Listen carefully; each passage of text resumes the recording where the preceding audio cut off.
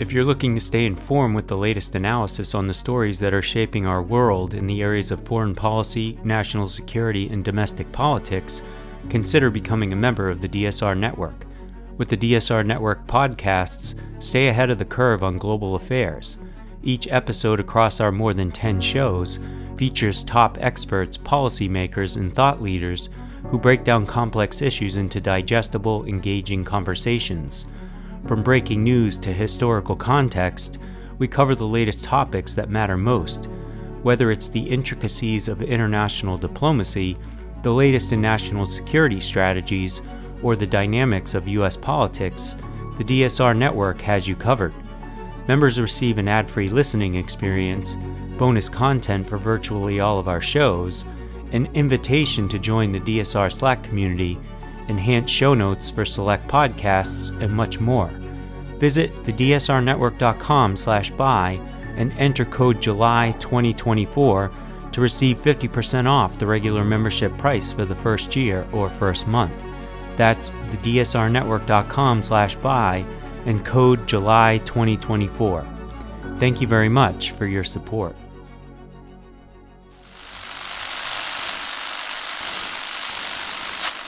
Nine, 12, 10, 28, 2, 23. This is Deep State Radio, coming to you direct from our super secret studio in the third sub-basement of the Ministry of Snark in Washington, D.C., and from other undisclosed locations across America and around the world. Hello and welcome to the podcast. I'm your host, David Rothkopf, and this week of all weeks, it is important that we have what I think of as one of our regular sessions of legal therapy with Dr. Dahlia Lithwick, who is our legal therapist. She's the nation's legal therapist at this point because she's on, every TV show I look at. How are you holding up this week, Dahlia? That's the last thing you're supposed to ask your therapist, David. The doctor is in. I'm supposed to... I think it's apparent to everybody that I've never been to a therapist. So... I think you and I have this problem of always having these kind of doomy conversations. And so I'm trying to figure out how we sort of start high and then like plummet. But we can just start by saying I am alarmed in ways I've never been before. I've never seen a term like this. And I think, and this will surprise you not at all, I'm alarmed by the extent to which people are not as alarmed as I think they should be. Yeah, it's so true. There's so many factors that contribute to that, right? One, they left so many cases for the end that it was impossible for the average person not to be numbed by ruling after ruling, right? Two, some of the biggest, most disturbing rulings were highly technical. And the most notable of which is Chevron deference, getting rid of this thing, hamstringing the federal government and its ability to keep people safe. And it's highly technical. Nobody understands it. But it, to me, and I know people want us to get to the other decision, but let me start with that. To me, this decision is on a par with Citizens United. It's on a par with Shelby County. It's on a par with those big decisions that really changed American life. Am I overstating it? Not at all. And I think you're exactly right. If we hadn't even gotten the immunity decision, David, this would have been a sort of a game changer of a term simply because of the Chevron case. And I think you're exactly right. Because it's hyper-technical, because it involves like a deep dive into agency regulation and presumptions and deference, it kind of got maybe one day of attention in the media cycle, and then we've moved on. And we now, again, even bracket the immunity decision, which I think has changed the shape of government as we know it. So did Loper Bright, that Chevron case, except And this is entirely a fault, I think, of the Supreme Court, which controls not only the entirety of its docket, but as you said, the release of cases. And so we have just, as a country, metabolized that the last 2 weeks in June is like a girl popping out of a cake, and we just wait for it. And then on July 4th, we walk away and don't think about it for a year. And this has changed the way federal agencies will be able to keep water clean, keep air clean, regulate drugs, figure out how to land airplanes. Like it's everything. It's everything. And we're hyper-focused on who looked older in the Trump-Biden debate without understanding, like Trump and Biden don't set water policy themselves. This is what agencies do. Well, that's a very rich statement, and it needs to be unpacked a little bit, because who wins the election will set where the court goes, so that does have an effect on that.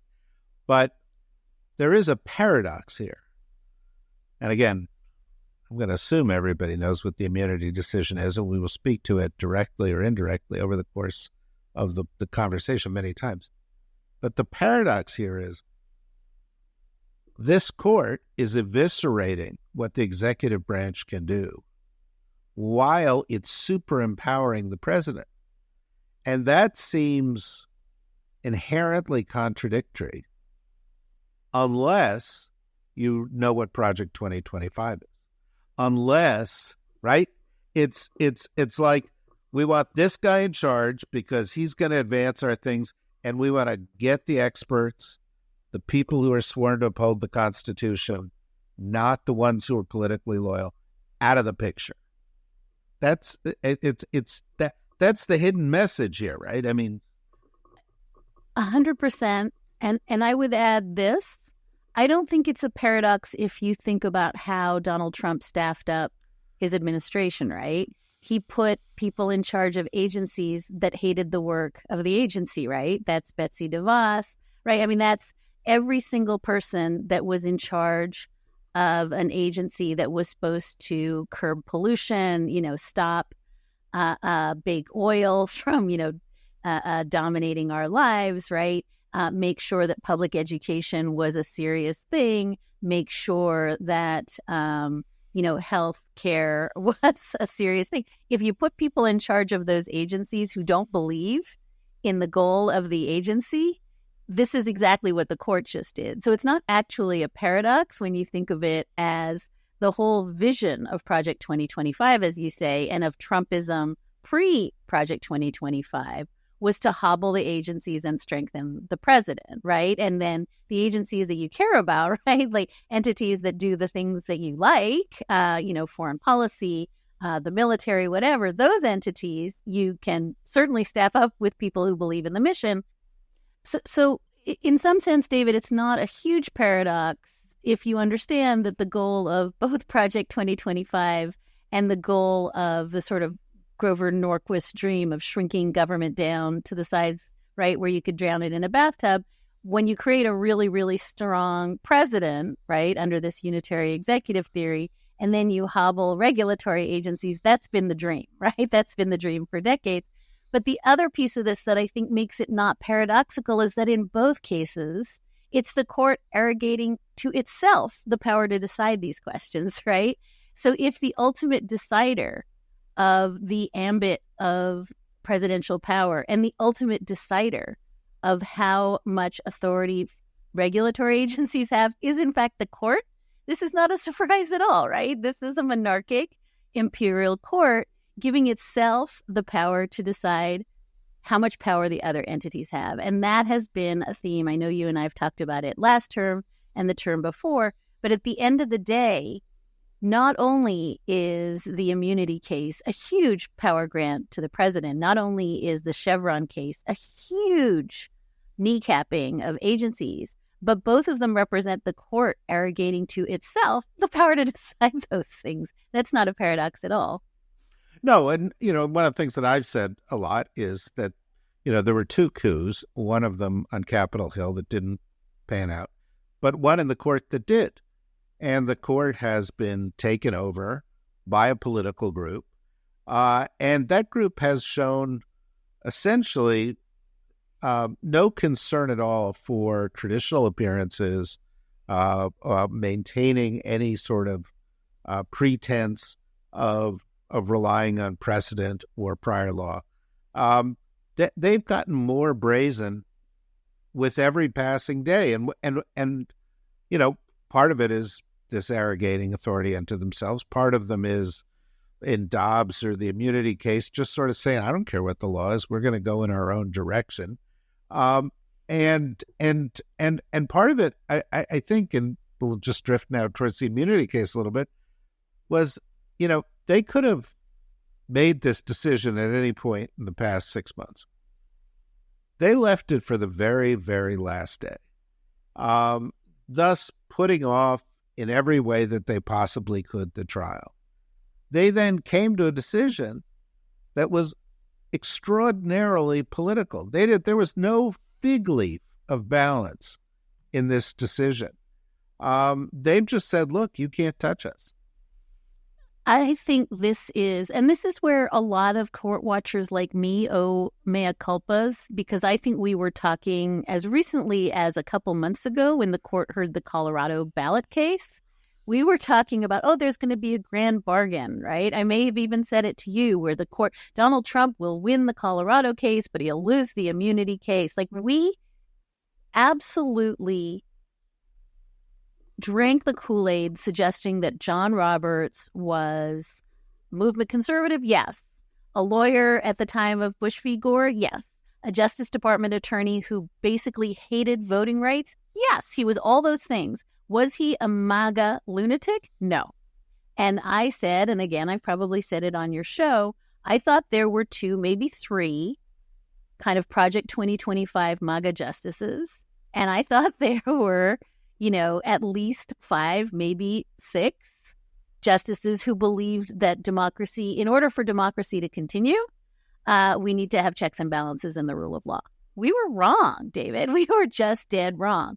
And the operative question, and I can't answer it yet, it's going to require years of reporting, is what happened to the John Roberts who, dissented in Dobbs, who, threw his lot in the big voting rights cases last year, who voted with the liberal wing more often than not once Amy Coney Barrett came on the court when it was big structural democracy questions at issue. That guy is gone. That guy has left the chat. And I don't think that you and I know, and I don't think there's a plausible theory of why the John Roberts that we all, through thick and through thin, held up as an institutionalist who cared about the reputational integrity of the court, who wanted to be thought of, the way the John Marshall was thought of, who thought that at the end of the day, what mattered most was the public respect for the court. That guy is gone. He is vaporized. And I don't understand how I would say, not just Loper Bright, the Chevron case, not just the immunity case, but in Fisher, the insurrection case, he just doesn't care. And I don't know why. Well, he's made one person happy, and that's former and deceased Chief Justice Roger Taney, who previously held the distinction of being the worst Chief Justice in history, by some accounts, presiding over the Dred Scott decision, among others. Because not only is Roberts presiding over this arrogation of power and these sort of contra-constitutional, unlegal decisions, but he's also presiding over a court that is arguably as corrupt as the court has ever been.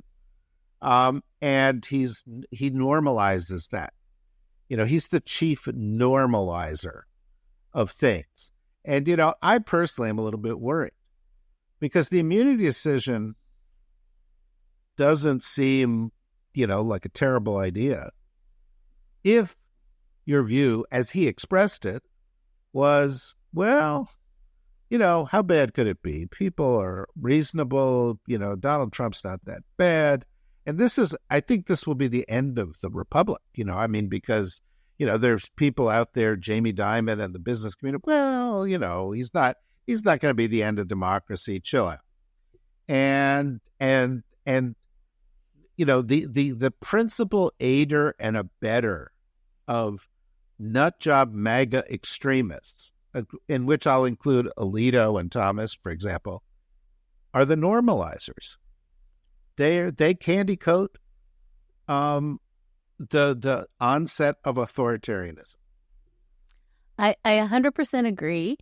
I think that when Lauren Windsor went and infiltrated the Supreme Court Historical Society canapé cocktail reception, they had time to do that, by the way. They had time to have a party for themselves, no time to write the immunity decision.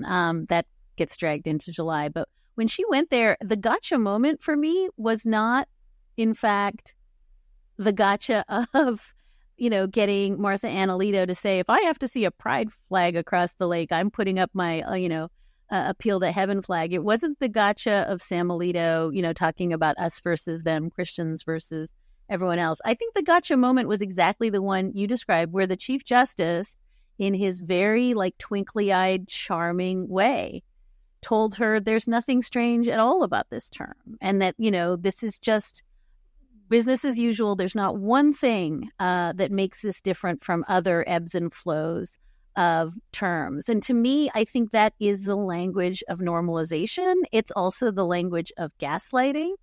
And I think you're exactly right. I think when we try to probe what is it that allowed him to throw in his lot with the MAGA people at the end of the day, one of the things that is for sure going on is that he feels as though these attacks on the court, these requests that there be ethics rules, these demands that justices whose wives participate, as does Clarence Thomas, in the events of January 6th, maybe shouldn't be hearing January 6th case.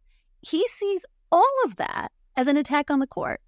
And instead of saying, good people have lost confidence in the court, and across the boards, our approval ratings have plummeted, and across the boards, confidence that we are not partisan hacks has plummeted, his response is to blame the press.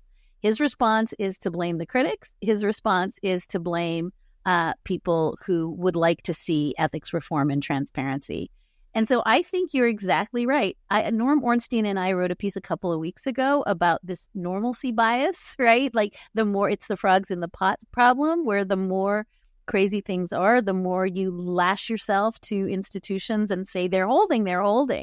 And I think he has the most acute case of normalcy bias, and that he's trying to sell it. And there's no piece of evidence suggesting that this was a normal term or these are normal decisions, or overturning, Chevron, which is as dramatic as overturning Roe, is normal. And the way that he is reacting by lashing back and becoming more radicalized is chilling, because he was supposed to be the braking mechanism.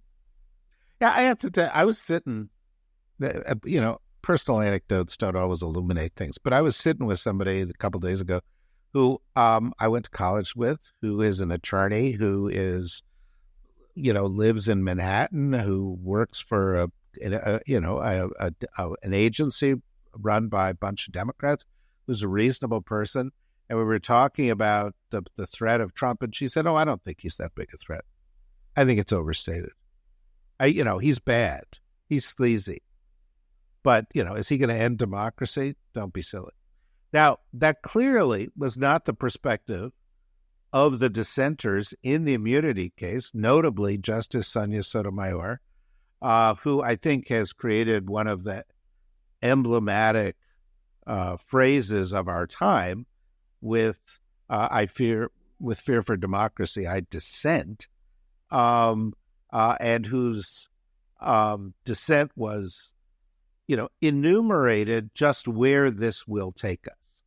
And just said, there is a moment in it where there's this kind of refrain of immune. And she talks about, using SEAL Team 6 and so forth. And that essentially what we've done here, and this to me sort of sums up the radical nature of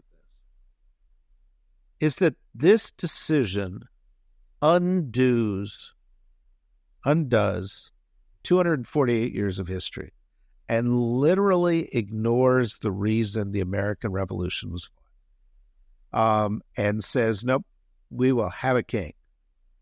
And, if you look at the MAGA agenda, which benefits the 1% and benefits the king, we're back with one of the political parties in the United States, sounding just like 18th century loyalists, and saying, our society needs to have a king and an aristocracy. There's so much that you said there, David. And I think maybe what I would just respond is, I think that Justice Sotomayor's dissent and also Justice Jackson's dissent are pieces of judicial writing for the ages. I think they're both extraordinary pieces of work. And I think, B, if you come to this in good faith and say, John Roberts, umpire, right? We're going to try to constrict judicial power, right? We're going to call balls and strikes. Judicial humility was his watchword. If you are a conservative legal movement that thinks that the Warren Court was off the reservation, making stuff up as it goes along, uncabined by any theory of jurisprudence, and then you cough up the hairball of originalism, that'll constrain us, right? Or humility, that'll constrain us, right? Or checks and balances. There are 1,000 theories for how you do the small thing instead of the big thing. Every one of those theories blows up in the immunity case, as it does in the Chevron case. This is not an originalist decision, right? As Justice Kagan said at oral argument, the framers knew how to confer immunity if they wanted to. They gave it to Congress. They didn't. And we know that from the Federalist Papers. We know that from the debates. They didn't want to give the president immunity. That's not even in evidence. So originalism blows up. Humility, right? You do only as little as you can. At oral argument, we heard, Justice Gorsuch saying, we're writing an opinion for the ages, right? This isn't humility. This is a large-scale reshaping of how government works. Every single theory for how to check your own insanity blows up, and we get this off the rails, huge, sweeping, and at the same time, right, completely, we're not going to tell the district court how to do this new immunity thing, and then telling them, right, but not with any specificity and with the murkiest test, so that every lawyer in the country is now doing these decision trees of if something is immunized or not, is it official or not, is it the outer perimeter, is it a court, right? It's ridiculous. But the very last thing I want to say, because it's the thing that you asked me and I didn't quite answer in the last question, David, is what is it that Sonia Sotomayor and Justice Jackson and Barrett, who dissents from, who peels off from some parts of the majority opinion with respect to the use of evidence and bribes, what is it that they see that the Chief Justice doesn't see? And here's the amazing part. Not only do we have the past as guidance, we had an actual insurrection. It happened across the street from you, justices, literally across the street from you. You saw what happened. People died. People died, and there was an attempt to steal the election. And you know what's coming because Project 2025 has conveniently given you 900 pages of instructions, of roadmap of what's coming. So you know past and you know future. And the utter refusal of the majority in this immunity case to take account of either of those two things, to say we're going to write a timeless, abstract separation of powers, we want to bolster presidents so they can act boldly without thinking about who the president is or what he did when he was free to act boldly before, or the promise of how he's going to act boldly in the future. That's the thing that is astonishing. And so when you say, what does it mean to be so privileged that what's coming will not affect you? That's the answer, right?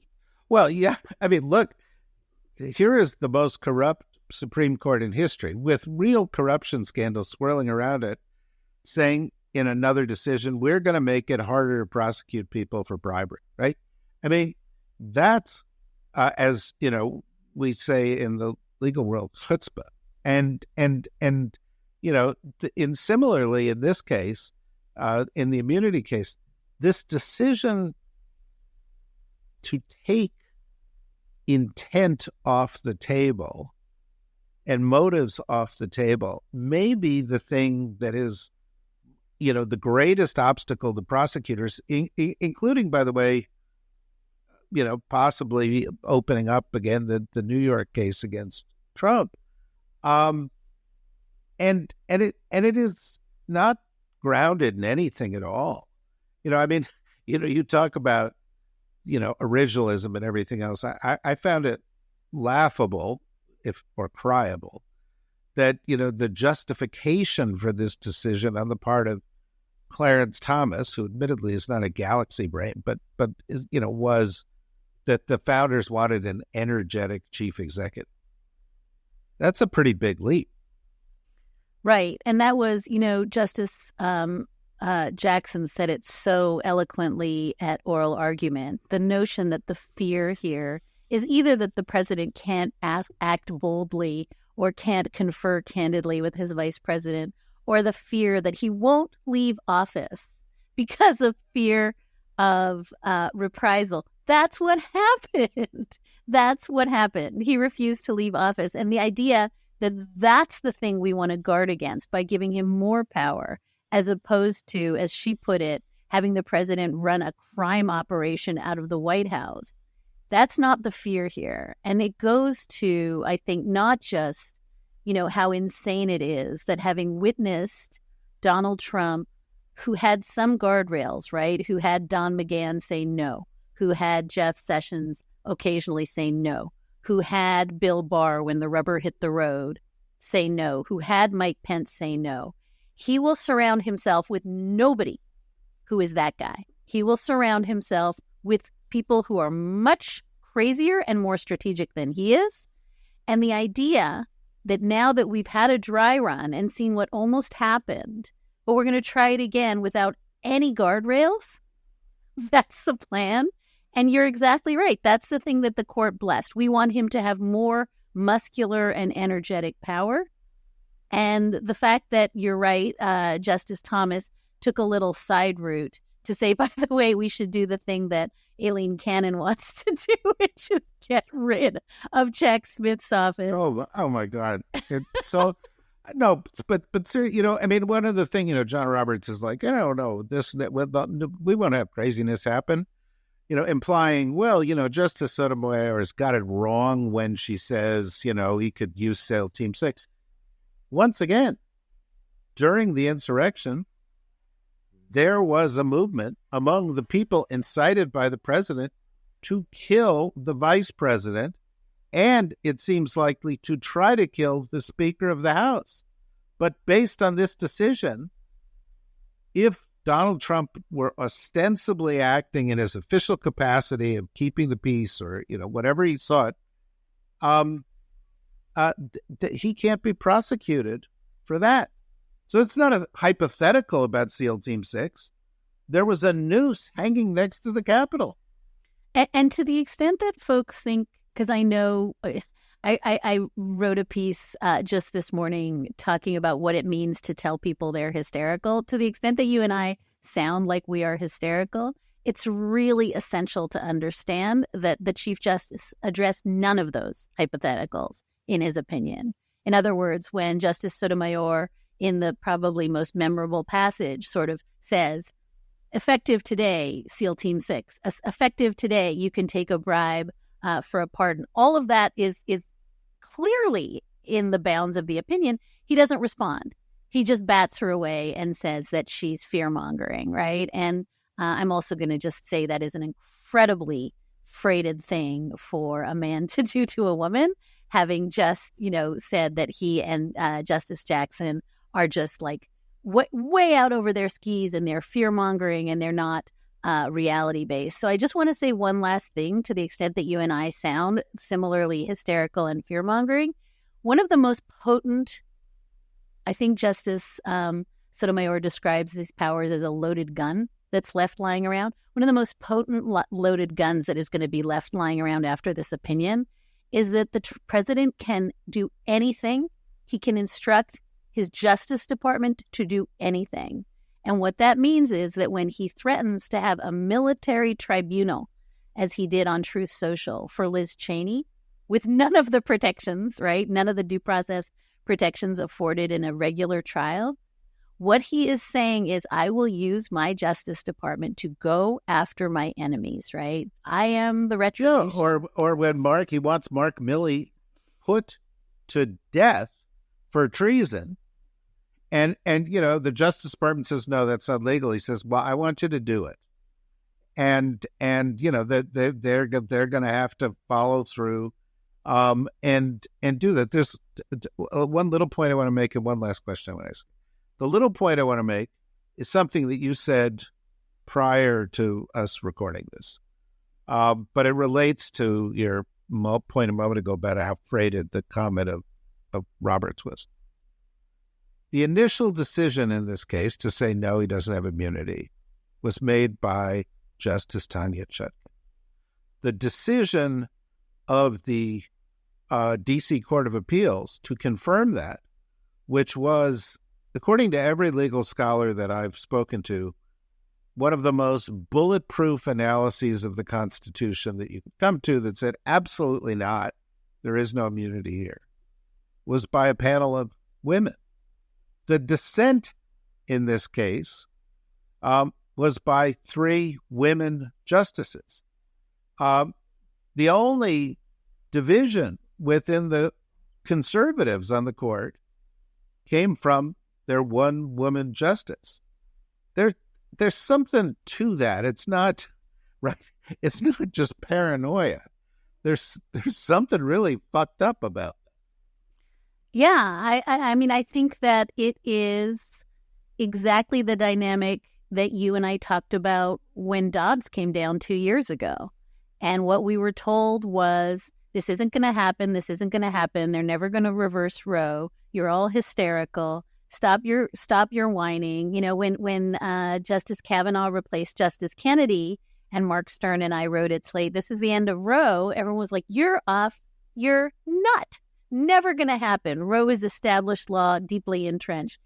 Even after Dobbs comes down and we all read the Clarence Thomas concurrence, which says, oh, by the way, we're coming for IVF. We're coming for gay marriage. We are coming for birth control. And everyone says, oh, not possible. Never going to happen. Here we are, David, 2 years later. They're coming for IVF.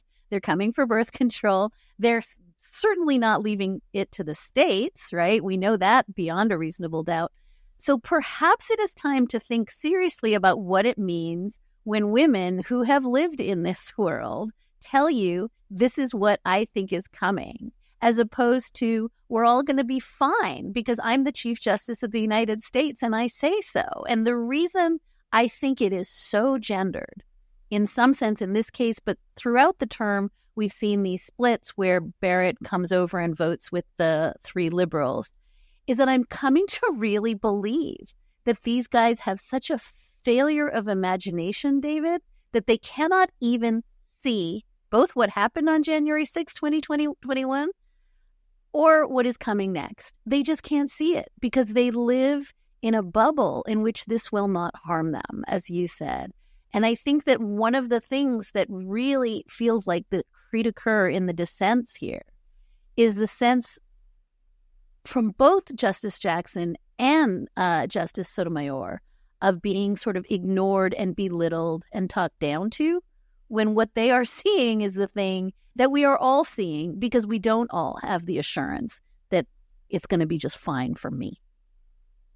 So my final question, because you began this and you said, we always, get kind of depressed in these therapy sessions, which I guess, I don't know, is that healthy? I don't know.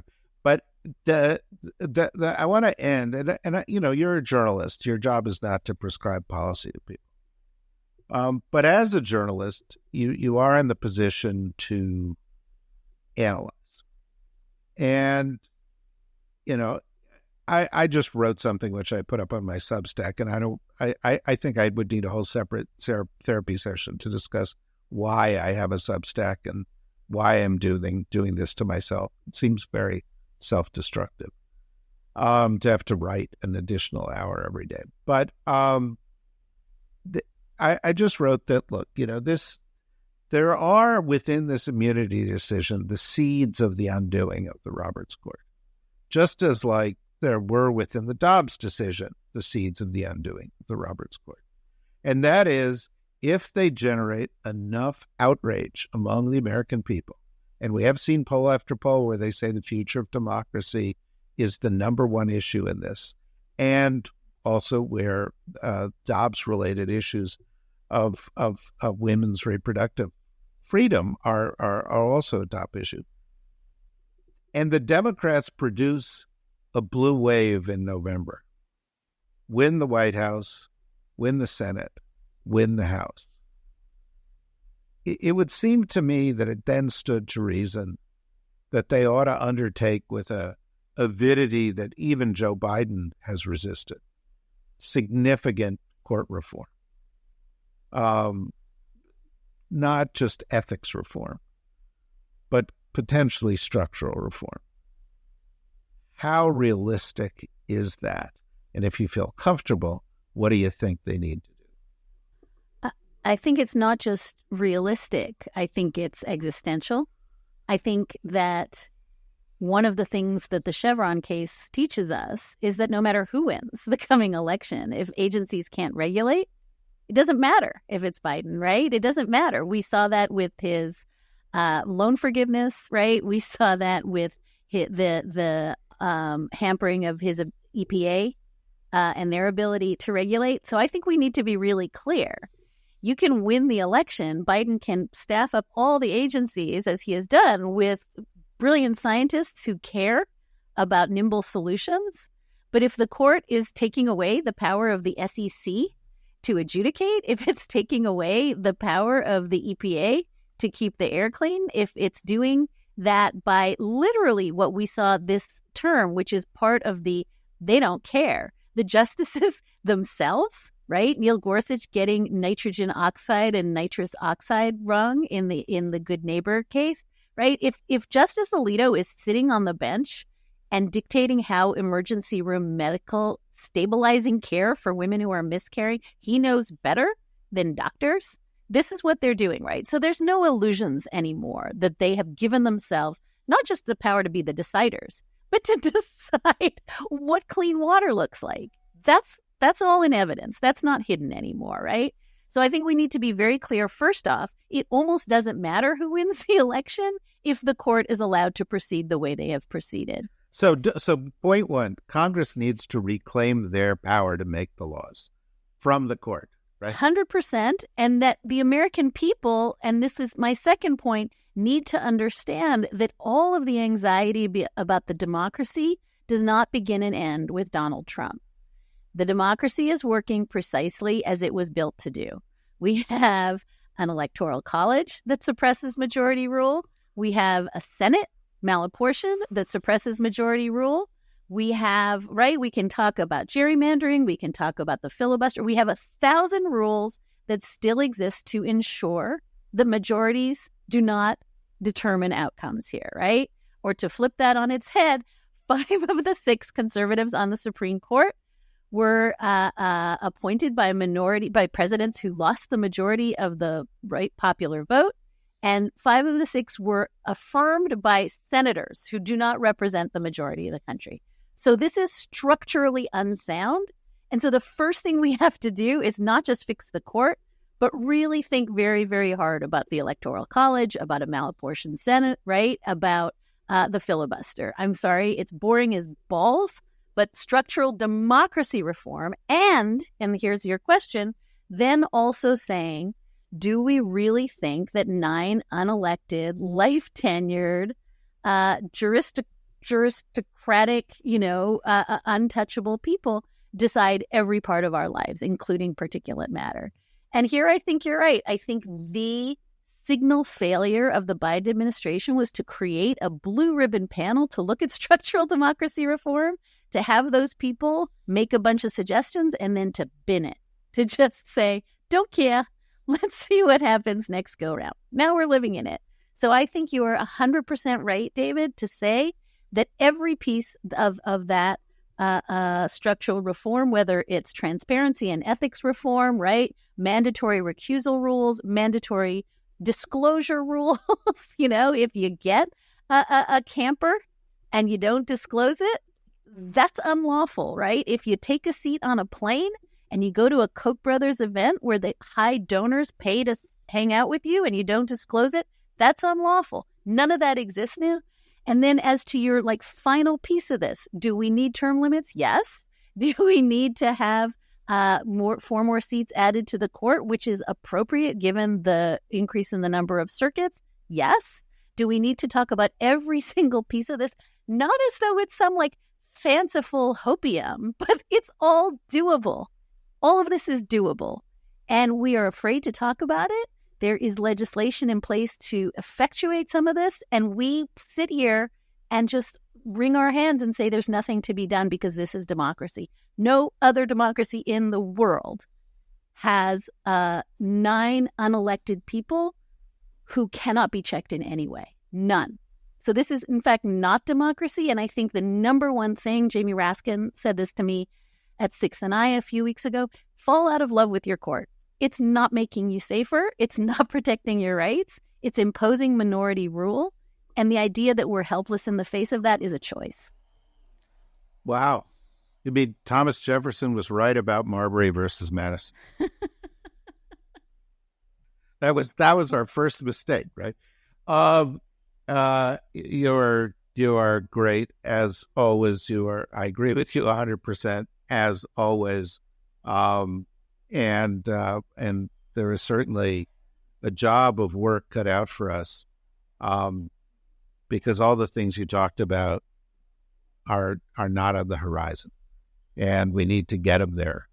And folks, if you think this has nothing to do with the discussion about who should be the Democratic candidate, you are wrong. The Democrats have got to do whatever they need to do to win big in November as a party, as a blue wave, in the House, in the Senate, in the White House, or we are going to get deeper into this suit. It will make for more therapy conversations between me and Dahlia. But honestly, that's not where we want to go as a society. And I'm sure Dahlia and I can find other things to talk about. Until then, thank you very much, Dahlia. Thank you, everybody, for listening. Have a good holiday weekend. And we'll be back with more podcasts on more things all the time, because that's what we do. Bye-bye.